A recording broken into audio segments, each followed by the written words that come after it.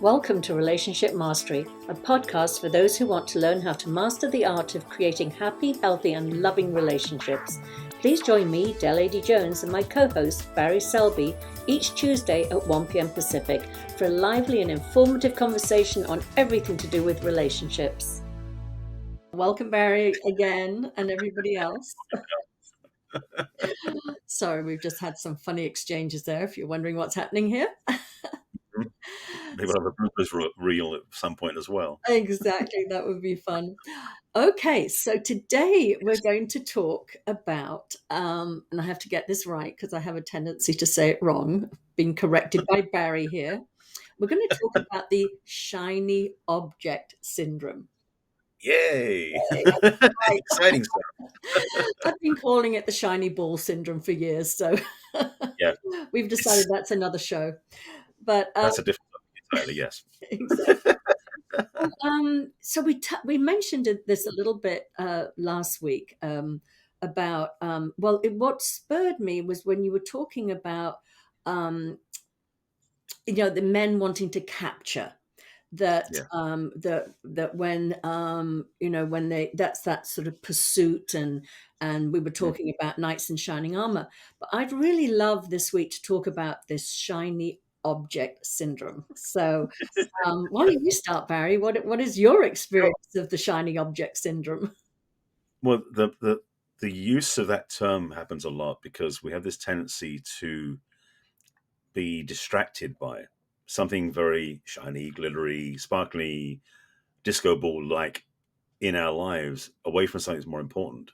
So the shiny object syndrome in terms of relationships and dating is the premise that we are attracted to certain aspects, ignoring the red flags, ignoring the obvious things that aren't working, or ignoring things, even just physicality. For example, a man might be attracted to a woman because of the way her physical shape, but ignores maybe, I don't know, the way she talks, or how she communicates, or how non-physical she is, like how she doesn't connect. Or the other side of the coin can be a woman can be attracted to a man because he has a nice car, but he's not very good, not very nice guy, not very nice man to her in terms of his way he talks and relates to her. So we tend to look at the shiny object as the only thing to focus on, oblivious to anything else. That's kind of the way it works out. So oftentimes we choose something without really looking at the whole picture. Wow, that's really interesting. You have a whole other take on the shiny ball I had a syndrome. That's why I call it a shiny ball. That's where I got it from, the disco ball. That's why I get confused. That's where Now we know. now we know. Sorry. Well, Yeah. my sort of, and I hear you, and I think that's a great observation about the shiny syndrome. I'm going to say, I'm going to call it the shiny syndrome from now on. The shiny That's shiny. syndrome is that Right. you are attracted to the superficial, attracted to the obvious, the thing that attracts your attention more than anything. So for me, when I Yes. think of the shiny object syndrome, I think about people that are never completely invested in their relationship because they're always on the lookout for something better, what's shinier and more attractive out there.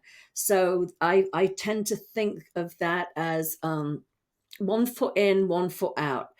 It's very much that sort of um, yeah. And I also see it with women too. And I think a lot of this came from online dating. I think this is where a lot of this has increased a lot, because before you just sort of you went out, you met somebody, maybe it was at a party or group or whatever it was, you met somebody, and you had a connection with them, and there was healthy chemistry, as I like to say, not that your I wound did. matches Yeah. my bite, or your teeth Mhm. match my wound rather. But now, when everything is laid out, it's like online shopping. You see everything in front of you. You don't have to go to all these different stores to Right. to find something. It's all there. You can compare, and you can put things side to side. And I think that has increased this shiny object syndrome to to beyond anything. I mean, I'm thinking about years ago when we didn't even travel that much. I mean, people met each other in the same village or the village next. That's how limited our sphere of dating was, or meeting your partner. Now Hmm. it's global. I mean, there are long distance relationships that are developed over online dating, and but I think there's, like I said, sometimes I think it's just that sort of, I'm what did somebody once describe it to me? It was um oh God, what was it? I'll think about it. I'll pass it on to you, Barry, while I think of this phrase that was used. It's interesting you talk about the fact, the locality of stuff. I mean, you and I both come from a different continent, so Mhm. to say that dating scope has expanded is definitely an understatement for the fact that we've been in, moved to different locations. But something you said earlier about the fact that your perspective or your understanding of the shiny ball syndrome, as you put it, is the thing about looking outside what you have for something better. Mhm. That for me, I mean, the word terminology I use all the time is the green grass is always greener on the other side of the fence. That idea Mhm. that the grass that we're looking at somebody else's grass with envy, or some other situation with envy, thinking that's better than what we have. We want to trade up or trade out. Yeah. The corollary of that is basically is that the grass is always greener where you water it, Mhm. as in where you invest. So any relationships can do better if you put your energy into the relationship, not outside it. And so this thing, and yes, there is a tendency. I know for men, and I don't know for women, of course, because I'm in a male body. Is that the thing for men is we're always comparing which is better, Mhm. whether it's cars or computers or houses or women. We will tend to look at, if, for example, we're out in the world and looking around, and it's true with the dating apps, especially, you're right. But even just in social circles, we're out in a room and we see an array of women around the room. We will almost, I won't say automatically, but certainly easily, like scan the room and looking for who is the most attractive woman in the room to us. Mhm. It's not empirical, this is purely personal. And I think I don't think it's just me that does that. I think most men do this. I'm Just to be clear. sorry, you've just outed yourself. No other man ever Oh, does that. not again. No, but this is the thing, is that I really feel that we have this, and I think also because of modern times, again using my term, the shiny object syndrome, is this idea that we are so busy being pulled attention-wise to find different things. That's why social media is the way it is, and that's why television is the way it is. Is always trying to get our attention, and so dating is no different. And because of the apps, we have the same thing where it's trying to pull which one gets the most attention from us to attract us in, which is that shiny object modality. Mm. And we have a choice to actually choose a deeper place. And frankly, I mean, for myself, there's been a big practice, but also for my clients too, is having realized what they were looking for is a certain set of qualities, a certain set of requirements that are not going to be easily satisfied by one shiny object. It's like things, and also most of those qualities are not things you see from the outside. So when you're on dating profiles and swiping through dating apps, or if you're meeting somebody, you got to take some time to get to know the person first to find out if they do match what you want, because just that one criteria that they look good to you isn't enough. No, Not anymore. absolutely. No. Well, yeah, but and again, it's that what we're talking about. I call it the shiny ball syndrome, but it is. It's that you are in a relationship, but again, it's that superficial. Something shiny and better looking just passes you, and your Yeah. attention is immediately on that. And this also, I think, ties into another thing, which is conquest. Hmm. I think a lot of I, I don't, I'm just going to make it work both ways. That it's not just men, but I do think that that somebody that is constantly distracted by what something looks like, the glitteriness of somebody on the outside. I often find too that people will just sort of pursue the next best thing and pursue the next best thing and then tire of it, and then Yeah. it's that constant pursuing that high, pursuing that and again, as I say, it's like we've been given this impression right now that there's something, as you said, it's the grass is greener on the other side, but it's also that something better could come along. So rather Right. than even get invested and then get distracted by the shiny object, it's to stay uncommitted. Stay Mhm. open to that, the best thing that's going to come by you. Right. Um, and so I find that, and also what I'm hearing, and I know I've experienced this myself too, is on the following what I just said there about the conquest, is that often some people, I'll talk about men because I am in a female body, but some men are so sort of focused on the conquest that once they've had that conquest, it's like it's lost its thrill for them. So they Yeah. are on the lookout for the next shiny object, the next thing that's going to, have them sort of, engage in the chase and the pursuit and the winning over again. And this Hmm. can be so painful sometimes. I know that it can happen. I've just had this conversation recently with a client of mine who it was like the pursuit went on for so long. And once they became intimate, he was gone. It was like, there's nothing left here for me. Thank you for the chase. It was intriguing. It went on for quite a few months. But now I've had this. I'm ready to look for the next shiny object. So, Right. talk about that a bit. Oh, great. Thank you. No, I kind of was hoping for that. Okay, let me No. rephrase that. Barry, tell me about how you've done that to women. Okay. Now you're painting me with a brush that isn't mine. Um, no, the part of that is definitely the mission accomplished energy. Hmm. It's like, I accomplished the mission. I'm done here. Let's move on, type thing. And I know that there is the tendency of, like, as you said earlier, about the 1 foot in, 1 foot out thing. There's definitely that part of the behavior.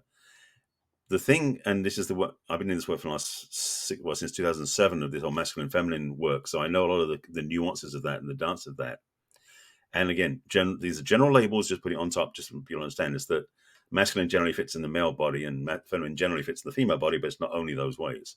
Hmm. In the conversation about goal achievement and that mission accomplished, and where the man achieves getting the woman and then he's done, is because we as men in our masculine hearts are wired for sequential processing. Our natural gift is one thing at a time really well, and we thrive when we have goals to orient towards and do. The key thing is for us to be happy and whole in life, generally, not just in relationship, is we have to give another. Once we get to the first goal, or even when we're working towards the first goal, we have a second goal lurking behind it that we want to go for after that. Now, in relationship, some men choose that the first goal is one woman, the second goal is another woman, Hmm. rather than choosing the second goal to be the same woman at a different level. So the dancing relationship, not to make it a laborious process, but for the relationship to choose for both partners to be in this conversation. By the way, it's not just like woman has to play this trick to keep the man interested. It's about that both partners communicate and talk about this, to understand that the man needs for his core values to be oriented towards a goal of some sort, which may be to mature the relationship, to take it another level. It may be to move in together. It may be to meet the parents. I mean, it could be any number of different things, can be used as goals in that sort of sequencing. But realizing a relationship, you can have goal after goal after goal for the whole of your life if you choose that for somebody.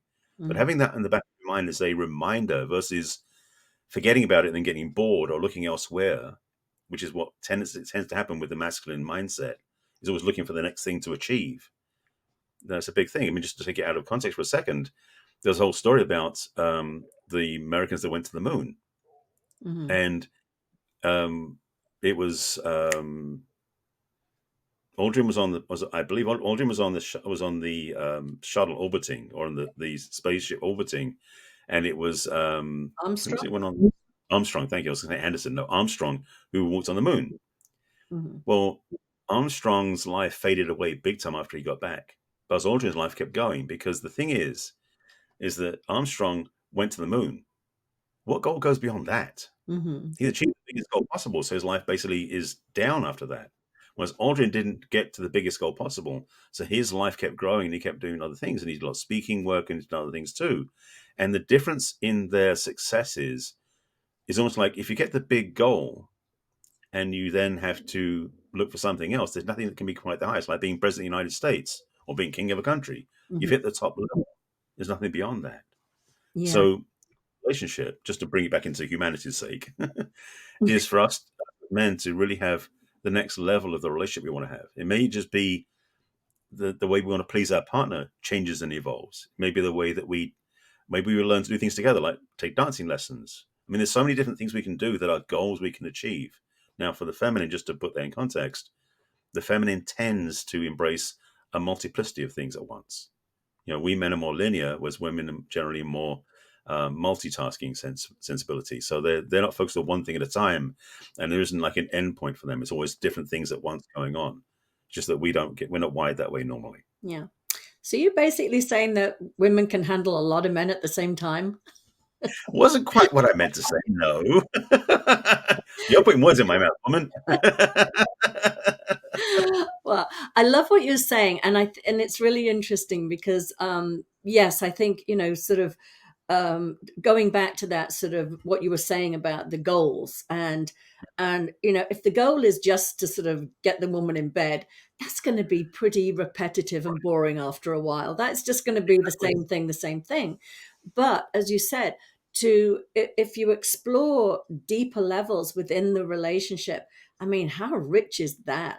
How much more interesting does that get? All the dynamics start to change, and the growth and wisdom that comes from that, as opposed to the same sort of superficial one woman, next woman, or men. I mean, like I said, I know women that are like this too. So it's not just there's a lot of people out there that are either sex addicts or relationship addicts, and that's their high. It's and I'm not saying that in a derogatory way. I'm reflecting back on what we talked about last week.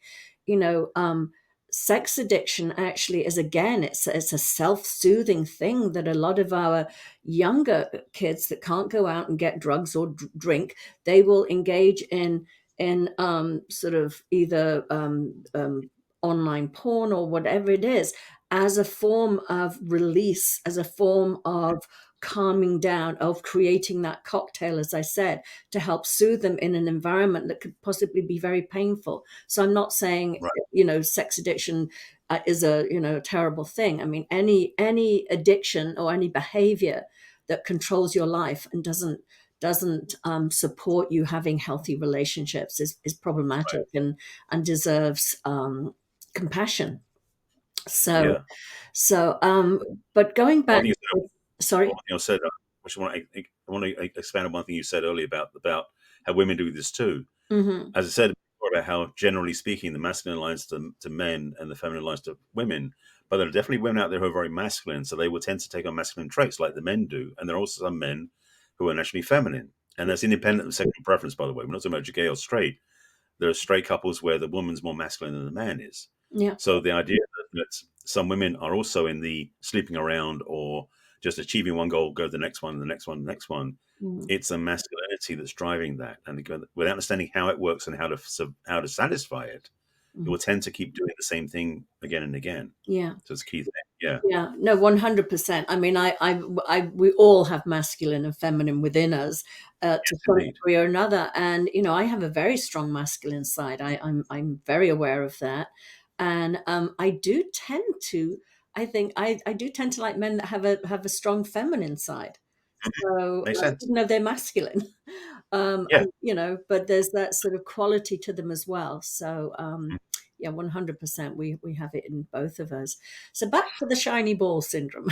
So yes, that shiny thing. that shiny thing that keeps passing us and grabbing our attention, and um, I can't remember the phrase that was used, but I'm thinking of somebody in particular that I know that referred to her boyfriend of many years as a placeholder.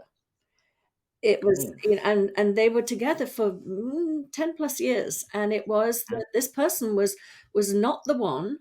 He was the one for right. now, and he was a placeholder while looking elsewhere. And I have definitely heard it's interesting because I work with both men and women, but I've heard it equally so from both.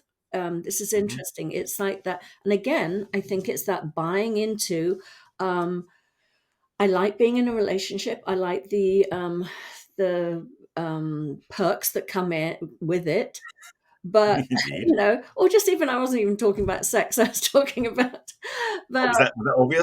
no, I'm talking about, company, having somebody to go for dinner with, Right. having, these things. Yeah. But there's also this belief that there's something better out there. Hmm. And until I find what's better, the shiniest object that's out there, then I will stay in this relationship. So what are your thoughts on that? My biggest thought on that is that if you're not happy with the one you're in and they're a placeholder, you need to make space for something else. Yeah. So you need to be single. Because the truth is, as I know there's so many allegories out there and stuff. I know Bruce Lee has a couple of quotes on this too about basically you can't grab something when your hands full. Hmm. So to have a new, if you want to be in that ideal relationship, you need to make space for that relationship by being single. And the work I do with my clients a lot of times is help them how to navigate how to be single in a healthy way.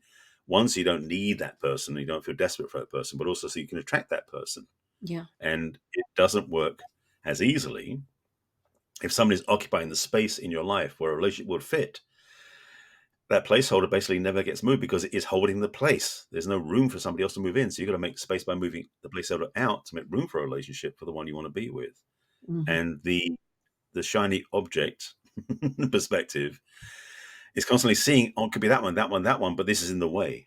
Yeah. And so they work against each other. And so ultimately, if you want an amazing relationship and you're not in, and the relationship you're in is not the one you want, you have to make room for the new one. You have to get out the space. In essence, a space in between the relationship, so to speak. Find time to be with yourself, create a healthy relationship with the one inside, which is a whole other topic, and then become the person you want to be in a relationship with that new person.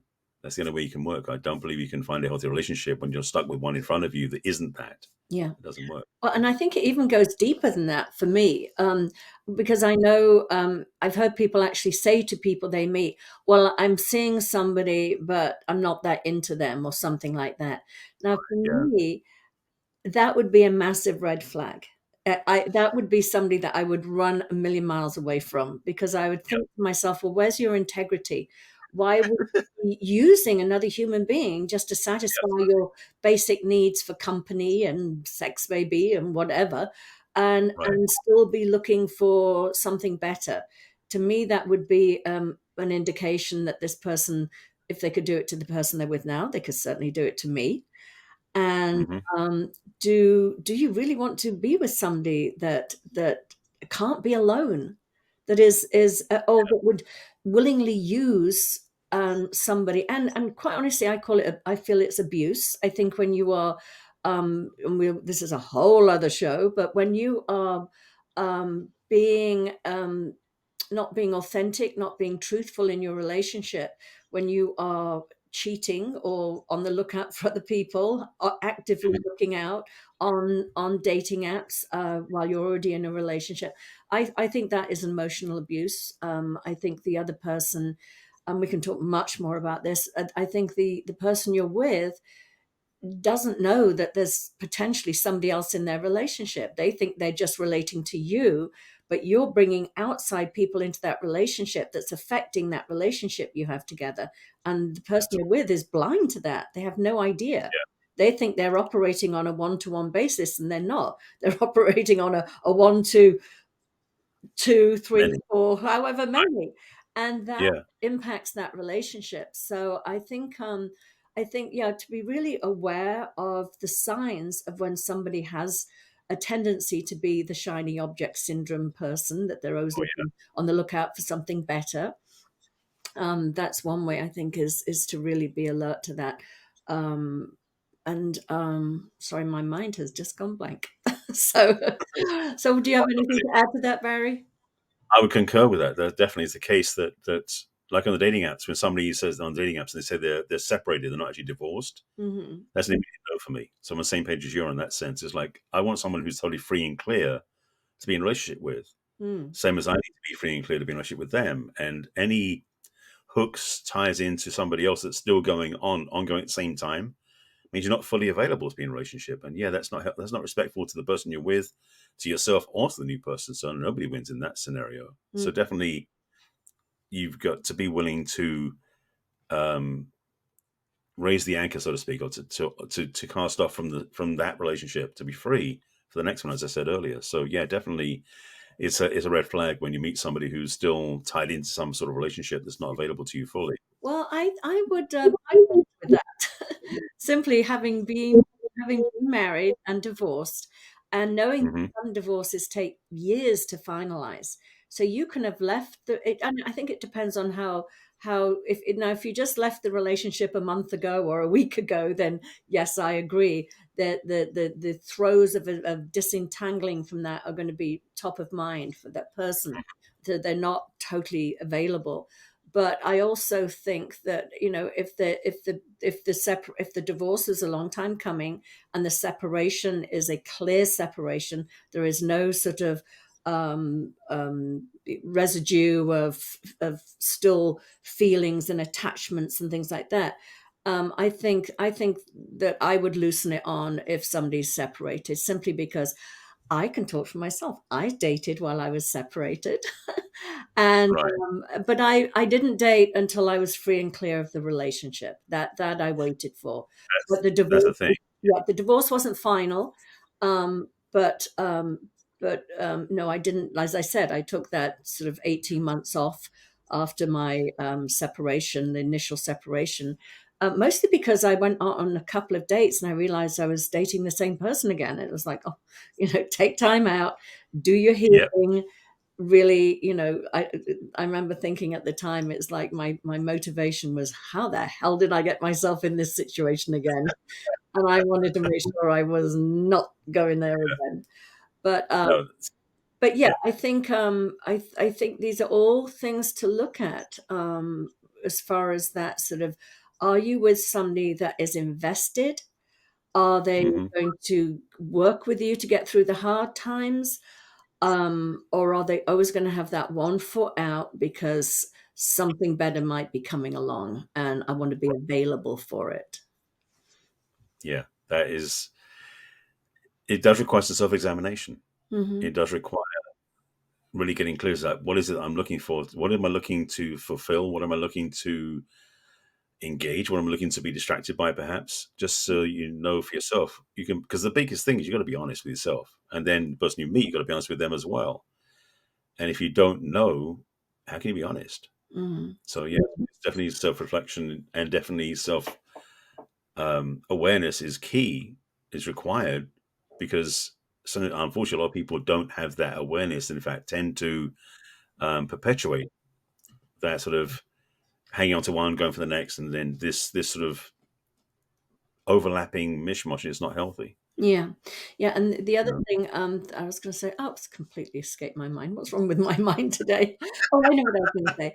It's such a simple one, but it really, really is like the lesson to live by. It's like, Mhm. put yourself in the other person's shoes. Would you like to be a space filler? Would you like to be used, while somebody's looking for something better? I mean, we Right. treat people how we want to be treated, and so just be aware of that. That it's really sort of manipulative and selfish to treat somebody like that. Um, True. so yeah, another show, another one. And more content for new shows too. We got coming up as well. This is good. I Yeah. mean, we always throw new ideas, which is why you want to keep along for the ride with us. Yes, exactly. Well, have a great week, Barry, and I will see you next week. And Absolutely. See you next same week. to everybody else. See you next week. All right. Take care. Take care. Bye Bye. bye. We trust you enjoyed this episode and invite you to share this with your friends and loved ones. In fact, please subscribe to our Relationship Mastery podcast. That way you'll get each new episode fresh and shiny as soon as it is released. We'd love to hear from you as well. So go ahead and enter your questions and comments at relationshipmastery.show. Take good care.